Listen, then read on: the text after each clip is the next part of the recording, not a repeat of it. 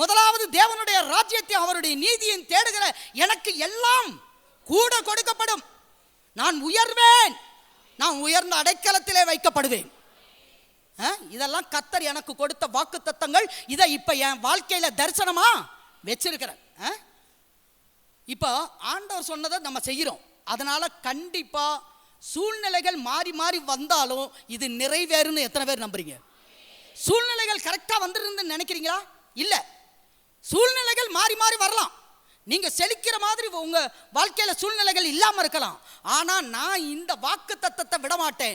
ஏன்னா என் தேவன் சத்தியபரர், என் தேவனுடைய வார்த்தைகள் சத்தியம். இது நிறைவேறும். இது பொய்யாய், இது பொய்க்காது, இது பொய் சொல்லாது, இது பொய்த்து போகாது, பொய்த்து போகாது.